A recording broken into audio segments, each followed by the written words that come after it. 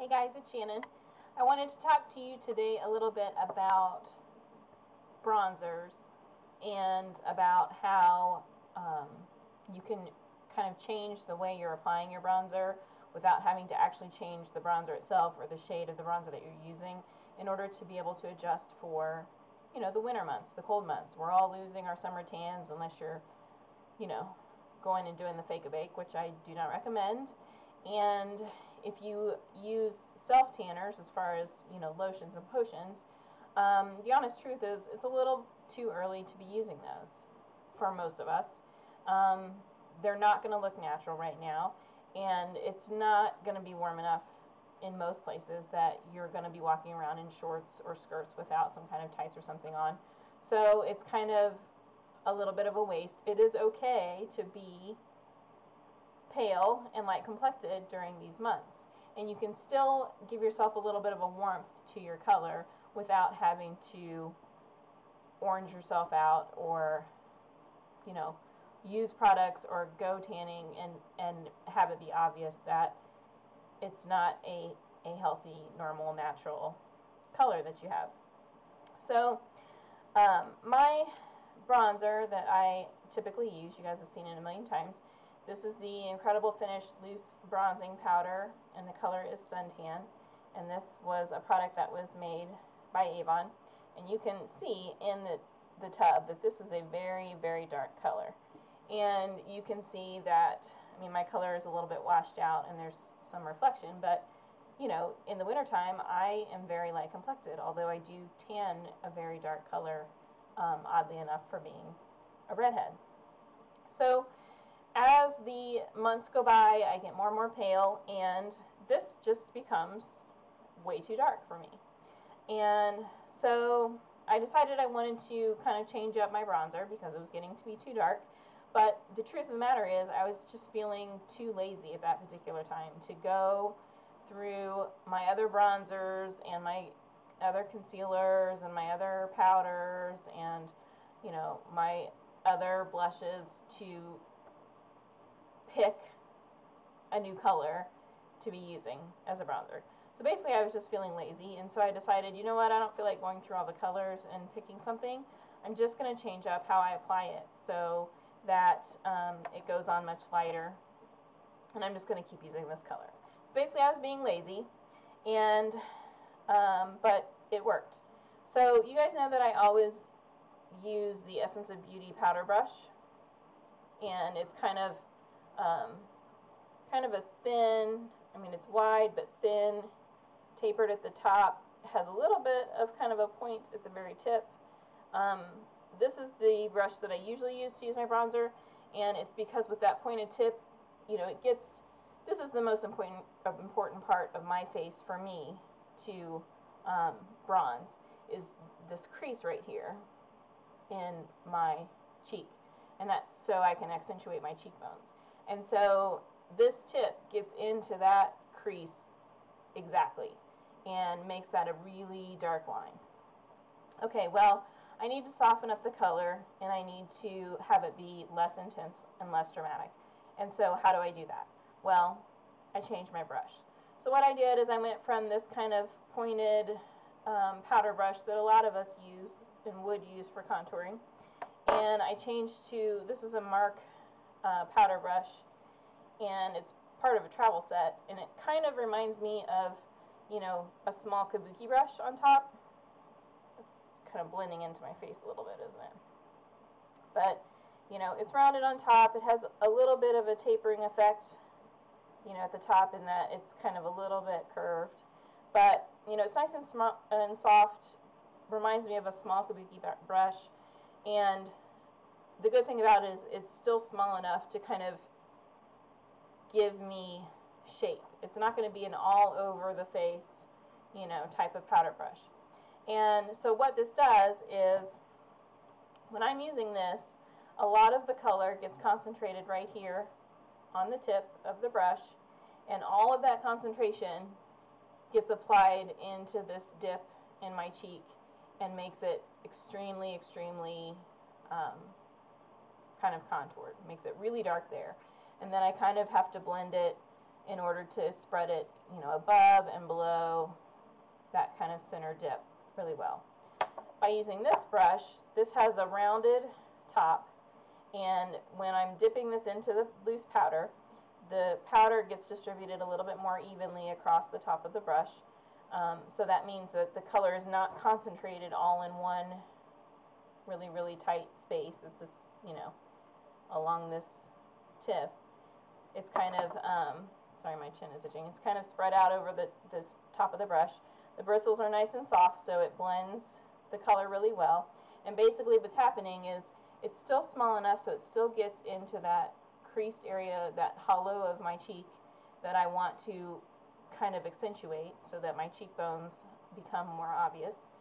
But it's wide enough that the color is a little more evenly distributed, not quite so concentrated right into that kind of dip.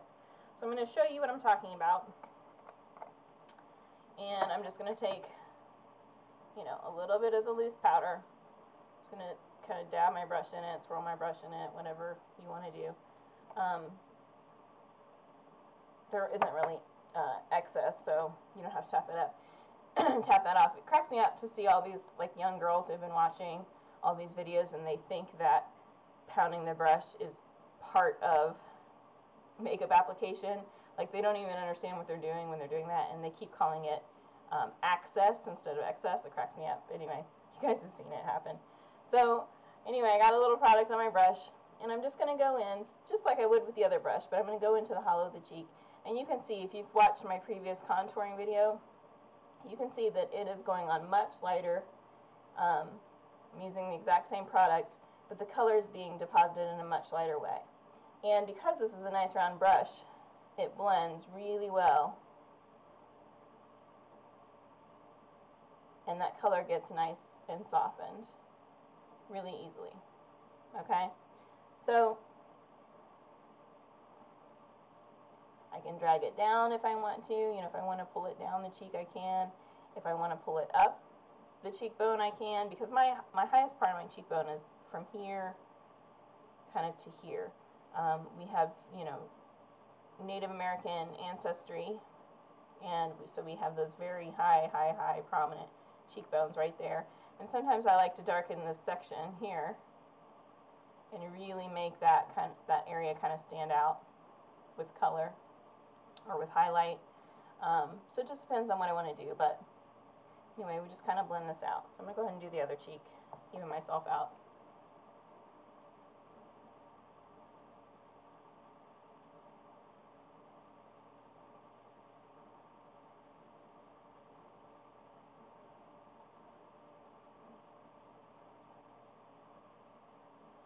And you can see, if you compare this to the previous contouring video that I did, you can see that this is a much softer application. Now, what are some other things that I do differently in the wintertime than I would do in the summer? I still think if you're somebody who feels like you need to contour your nose, you know, the sides of your nose, still do that. Just make sure you blend the color out really well. You don't want kind of orangey, you know, brick colored streaks along the sides of your nose. Some things that I do differently, I do still contour under my chin, because I do still need, you know, my neck is swollen, I do still need to kind of redefine my chin line. But some of the things that I don't do is I don't do my temples anymore, and I don't do along the top of my forehead anymore. I wouldn't do anything around the brow bones.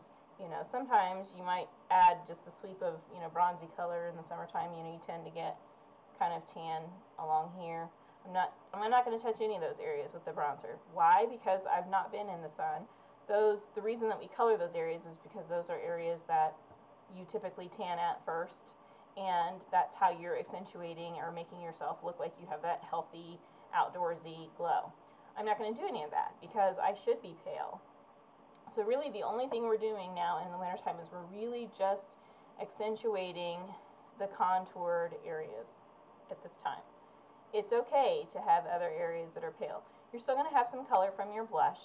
It's a really good time to really play up your eyes and have your eyes be the focus, and, you know, move away from the healthy skin, focus on the eyes, It's a really good time to do kind of a very neutral, you know, pale flesh toned eye, you know, with a little bit of a winged out eyeliner, and do a really bright lip. Do all of those things.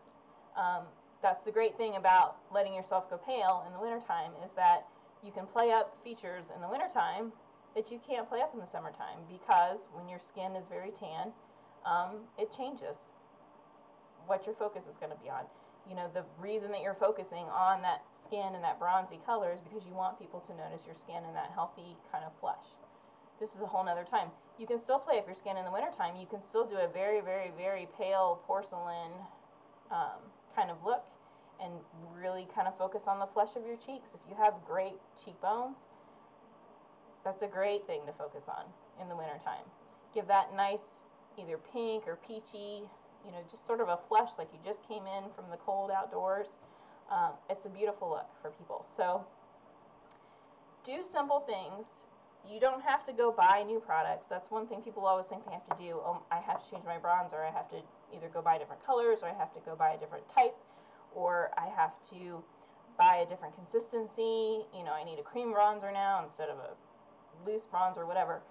You can do those things, but you don't have to. Take the products that you've got, save yourself some money, play around with it, and just figure out something different. Brushes, this is where brushes do become important. Play with your brushes. I have all kinds of brushes. Whenever I get a brush that comes free with a product, I don't throw it away. It doesn't matter how crappy I think it is. I will always find something that it does miraculously that no other brush would ever do. If you look back, I just did a video on the color correcting powder, and I was talking about the brush that's in there that's just not, you know, going to work for that powder for me, for my needs. But what I think it will be great for is to brush away fallout. When I use shadows that have fallout, I think it'll be great for that. I haven't tried it yet, so I don't want to say for sure, but you know, I already have some thoughts in mind of what I can do with that brush. So just play around with the products that you've already got.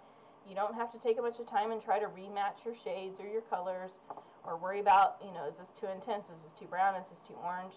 Use what you have.